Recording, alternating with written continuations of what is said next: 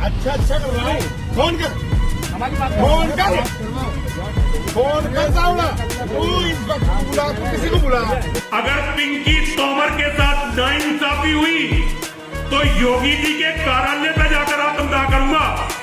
एक व्यक्ति Pinky Chaudhary traffic police कर्मी से अभद्रता कर रहा। इस घटना का तत्काल संज्ञान लेते हुए अभियोग पंजीकृत कराया जा रहा है। जो कह रहा है भैया कौन है? भैया जय माता दी का कैसे कर दिया? अरे योगी को बुला। योगी जी की सरकार में हम पर गुंडा एक्ट की कार्रवाई, जिला बदर की कार्रवाई करने जा रहे हैं। अफसरों के पास जो औरतें भेजी जाती है वो मुसलमान दलालों के द्वारा भेजी जाती है। अगर ये काम आप लोगों को बुरा लगता है तो हम छोड़ देंगे। केवल ये कहा कि योगी जी को बुला दो। क्या योगी जी पैगंबर हो गए हैं? क्या मोहम्मद हो गए हैं? क्या राज हमेशा नहीं रहेगा? सत्ताएं हमेशा नहीं रहने वाली। हिंदू रक्षा दल के राष्ट्रीय अध्यक्ष पिंकी चौधरी उर्फ पिंकी भैया उर्फ भूपेंद्र तोमर के ऊपर उत्तर प्रदेश की गाजियाबाद पुलिस ने गुंडा एक्ट में मुकदमा दर्ज कर लिया गया है और कार्रवाई की जा रही है।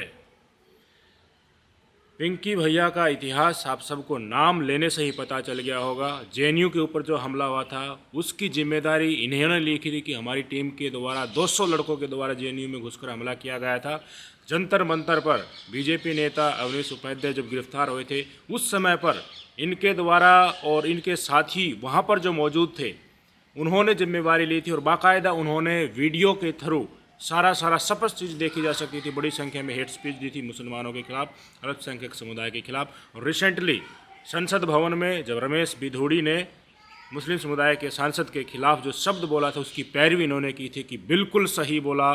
इन जिहादियों और आतंकवादियों को उनका असल चेहरा रमेश बिधूड़ी ने दिखाया। अगर किसी कारण भगवान की दया हुई तो मैं अगर संसद में पहुंच गया तो इनकी शक्ल देखना भी मैं संसद भवन में बर्दाश्त नहीं करूंगा। हेट स्पीच को लेकर पिंकी चौधरी का अच्छा खासा इतिहास है। इनके नाम के साथ ही हेट स्पीच जुड़ी हुई है। एक तरीके से यही आज इनके नाम के साथ जुड़ा हुआ राज भी है।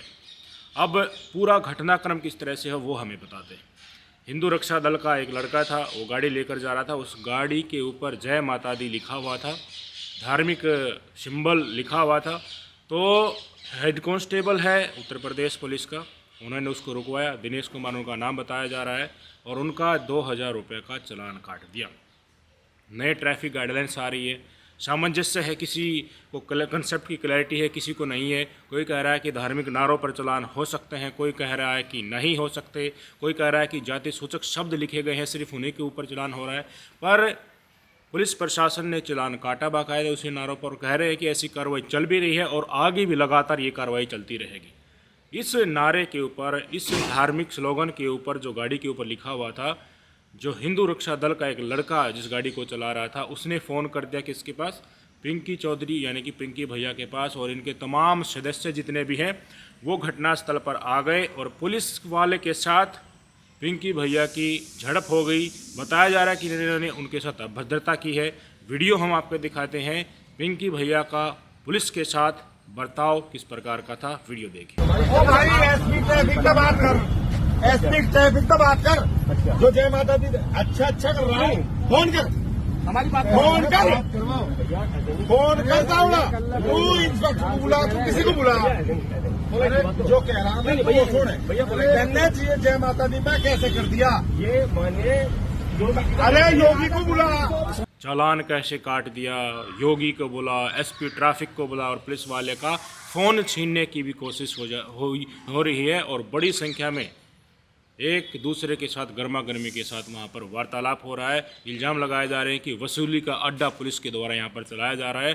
बाकायदा जो यहाँ पर कन्वर्सेशन हुई हैं उसकी वीडियो सोशल मीडिया पर ज़बरदस्त तरीके से वायरल होने के बाद पुलिस प्रशासन ने खुद वीडियो जारी करके बताया कि एक घटना इस तरह का इंसिडेंट हुआ है जिसमें पुलिस के साथ इस तरह की झड़प हुई है। तो इन्होंने जो कांस्टेबल दिनेश कुमार थे इन्होंने अपनी शिकायत दर्ज करी और गुंडा एक्ट के तहत ये सारे के सारे मुकदमे जो अभद्रता का एक तरीके से की गई है इसको लेकर मुकदमा दर्ज कर लिया गया है। आज थाना नंदगांव से संबंधित एक वीडियो संज्ञान में आया है जिसमें एक व्यक्ति पिंकी चौधरी ट्रैफिक पुलिसकर्मी से अभद्रता कर रहा।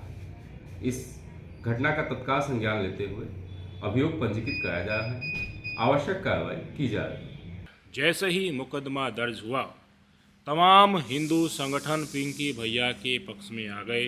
पिंकी भैया ने भी खुद अपना वीडियो जारी करके कहा कि मैं लगभग 25 साल से इस फील्ड में काम कर रहा हूँ, हिंदू रक्षा के लिए काम कर रहा हूँ, और मेरी वजह से और मेरे जैसे और लोगों की वजह से ही आज भारतीय जनता पार्टी सत्ता में भी है। एक ऐसा समय था जब योगी जी अकेले बैठे रहते थे, हमारे जैसे लोग और हम उनके पास जाते थे, उनका हौसला अफजाई करते थे। और जो काम हम कर रहे हैं आज के दिन, कभी ना कभी योगी जी भी इसी तरह का काम करते थे। कांग्रेस में एक सरकार में लेकर जो तुष्टीकरण मुस्लिमों के प्रति की जाती थी, उन तमाम चीज़ों को हमने उजागर किया। बड़ी कठिन लड़ाई लड़ी है, मुकदमे भुगते हैं, और हमारे बलिदान के ऊपर आई हुई सरकार आज हमारे खिलाफ ही गुंडा एक्ट के तहत कार्रवाई करी है। ये पिंकी भैया ने वीडियो जारी करके कहा। तमाम हिंदू संगठनों ने अपनी सहमति पिंकी भैया के साथ जताई कि जय माता दी के नारे पर पहले तो चलान करना, और जो अभद्रता हुई है पुलिस कांस्टेबल के बीच में और पिंकी भैया के बीच में, उसको अब एक तरीके से रिप्रेजेंट किया जा रहा है,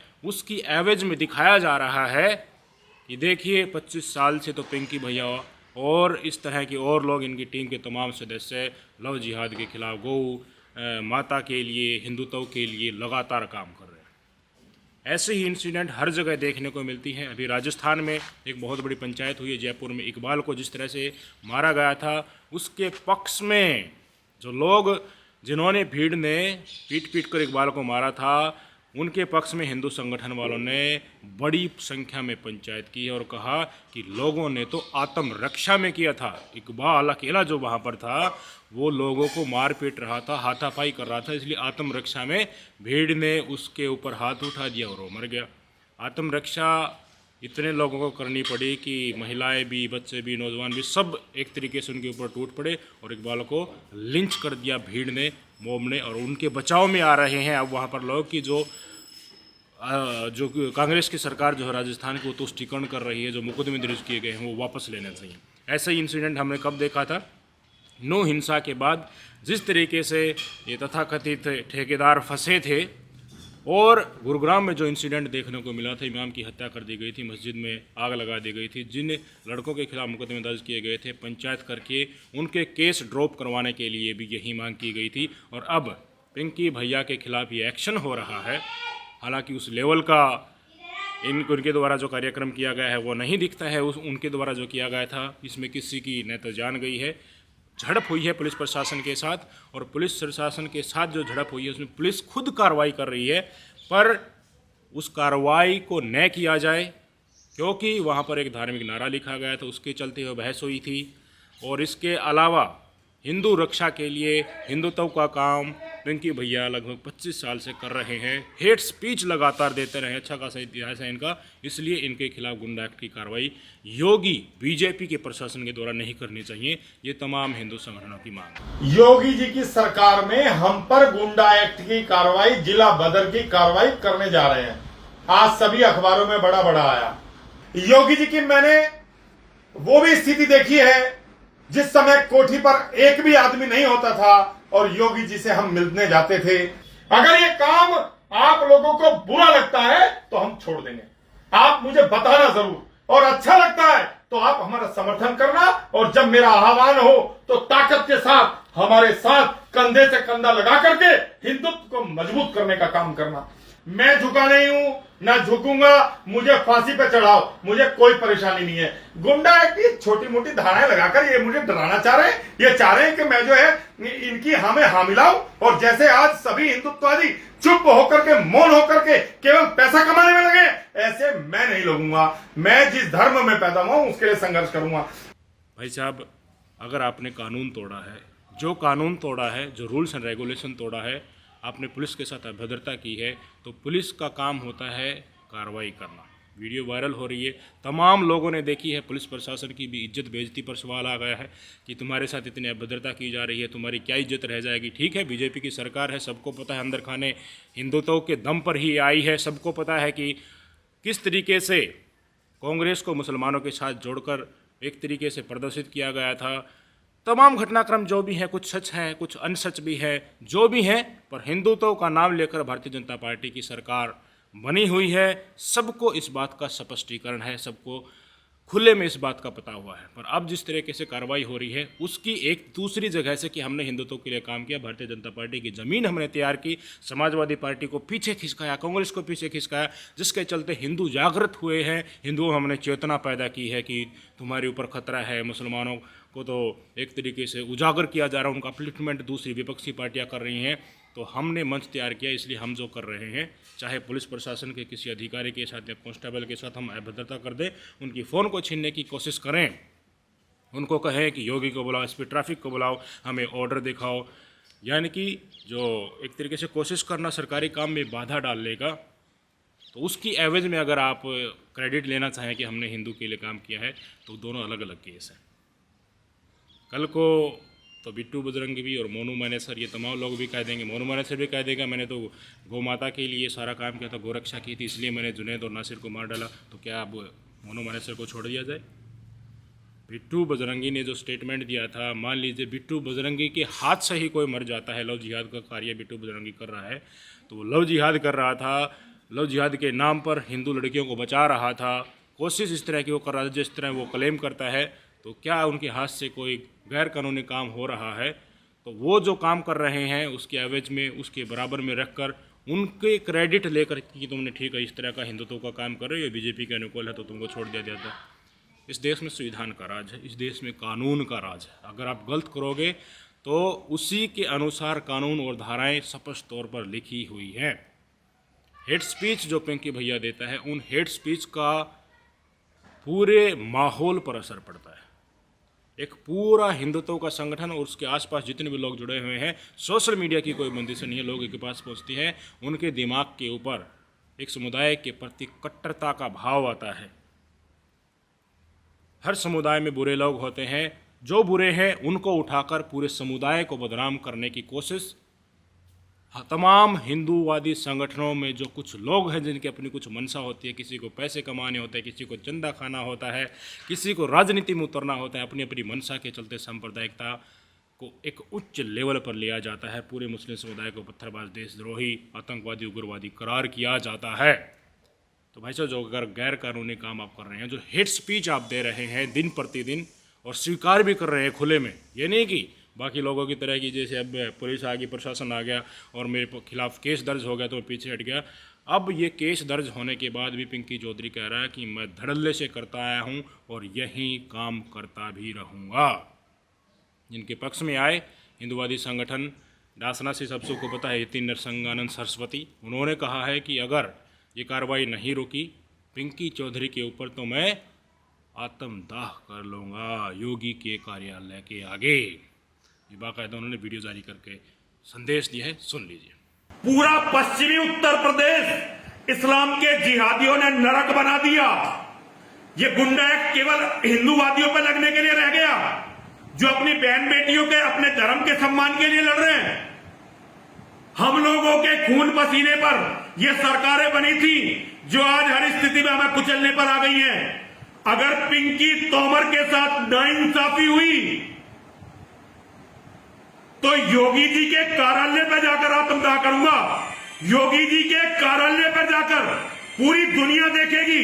अब तमाम हिंदूवादी संगठनों ने ऐलान कर दिया है कि 10 तारीख को जो जिला परिसर है, जिला कार्यालय है, वहां पर हम प्रदर्शन करेंगे, ज्ञापन सौंपेंगे और हिंदुत्व के लिए की गई कार्रवाई बताया जा रहा है। जो पिंकी भैया कर रहा है इतने दिनों से लगातार जो भी कर रहा है, उनकी मन की मंशा हम नहीं जानते। वो क्लेम करते हैं कि हम निष्पक्ष रूप से काम कर रहे हैं, मैंने वास्तव में धरातल पर काम किया है, वो उनका फील्ड है, वो उनको एक तरीके से क्रेडिट मिलना या फिर उनकी मन की मंशा जो कर रहे हैं।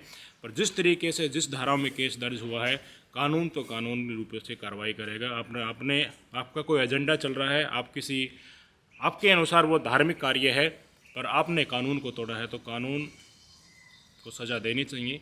देश में लोकतंत्र है, संविधान का राज है, तभी लोगों के अंदर ये विश्वास भी होगा कि कानून सबके लिए बराबर है। नहीं तो आगे आने वाले समय में ये होगा कि कोई भी हिंदुत्व का चोला ओढ़ लेगा और कुक्रम एक समुदाय के प्रति इतना बड़ा कर देगा, उसकी एवरेज में किसी को भी कुछ नहीं मानेगा वो।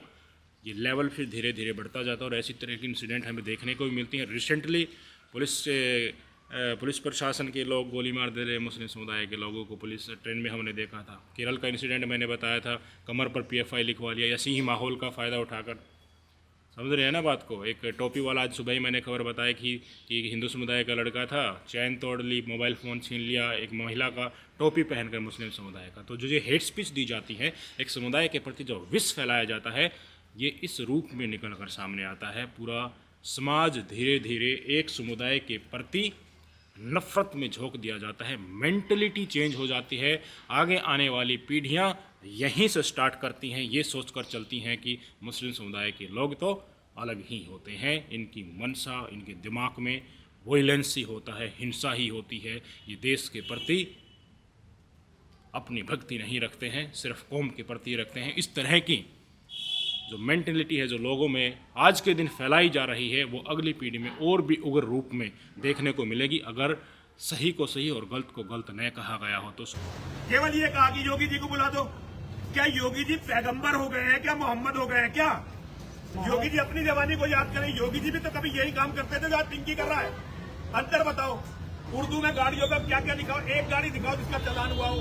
सारे नियम कानून, क्योंकि हमने अपना खून, अपना पसीना बहा के किसी को मुख्यमंत्री, किसी को प्रधानमंत्री बना दिया, तो सारे कानून ये हम पे लगेंगे।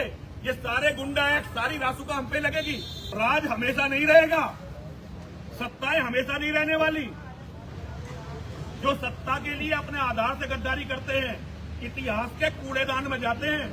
अफसरों के पास जो पैसा जाता है, अफसरों के पास जो शराब जाती है, अफसरों को जो मीट खिलाया जाता है, अफसरों के पास जो औरतें भेजी जाती है, वो मुसलमान दलालों के द्वारा भेजी जाती है।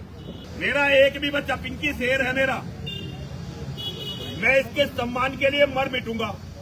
जो मोहम्मद में, क्योंकि कुरान में जो लिखा हुआ है, आज वो समय नहीं है, वरना कुरान में और मोहम्मद में क्या लिखा हुआ है वो किसी दिन आराम से बैठ के मेरे से समझना। मैं बताऊंगा कि कुरान आपके बारे में क्या कहती है और मोहम्मद ने क्या क्या करा है। पहले 10 तारीख की तैयारी कर लें, 10 तारीख के बाद जो भी होगा देखा जाएगा।